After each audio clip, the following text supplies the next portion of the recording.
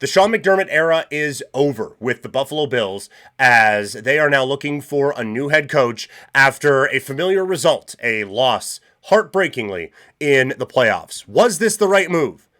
I think so. Was it the only move they should have made? I don't think so, but I can understand all of it. It's an interesting discussion, so let's have it.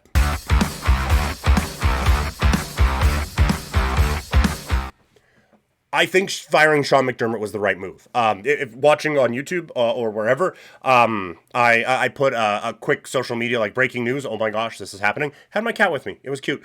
I think this is the right move that you need to make. Firing Sean McDermott. This team, I think, has reached the ceiling of what McDermott can do with them. I'm not saying McDermott can't win a Super Bowl as a coach. I just think with this group, specifically that quarterback, I think this is the most you can get out of it with Sean McDermott at the helm.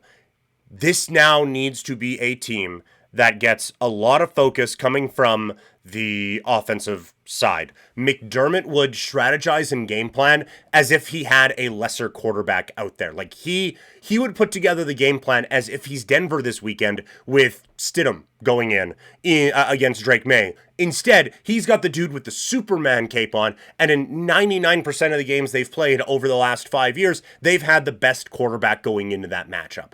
So to have a coach that doesn't really strategize in that way is a little bit frustrating to me. And I've voiced that frustration on here for a bit, and that's why every year when we do who's under the most pressure, who's on the hot seat, who's on this, that, and the other thing, McDermott's name has to come up because I just don't think the game plan really matches what you have out there on the football field. And again, I think he's a good coach. I do. I think he is a good coach. I just think it doesn't fit here specifically right now. When you're the defensive coach, you're the guy who's focused on the defensive side, I think he was able to get a lot out of the sum of the parts on the defensive end here. But also, when you've had a number of playoff disappointments, you're the defensive coach, and your defense had a 4-point lead with 4 minutes to go to the AFC Championship game where you would be a significant favorite. And you don't do it, there has to be repercussions. I think it was time for a change. That's all that there is to it. The other part of this is obviously Brandon Beane getting the promotion out of it. And this is one where I'm of two minds on. Because one, this is not a well-built roster. And if this was the first in a line of failures for the Buffalo Bills, then McDermott gets a stay of execution, obviously. And the first note we would have is, okay, well, roster construction was the problem. But it's not, and so McDermott ends up getting it, but still, roster construction's a problem here. Allen had no one who was getting open for him. Missed some big throws, for sure he did, but Allen had no one who was getting open for him on a regular basis all season long, and he had to throw that Superman cape on to win some of these games, and if this is a better roster, they're not playing that game in Denver, and Bills Mafia is rallying behind their team, and they're yelling Mr. Brightside, and everything's fun. The worst stat that I've seen around this is Ben Solak from ESPN tweeting out, since drafting Josh Allen in 2018, the Bills have drafted 56 players. 2 of them, James Cook and Dawson Knox, have made Pro Bowls. Roster construction hasn't been great. It has been a problem. The one reason I have a slight hesitation on, or would have a slight hesitation on firing the coach is this team's still close, right? Like, and a lot of that is because you have the quarterback.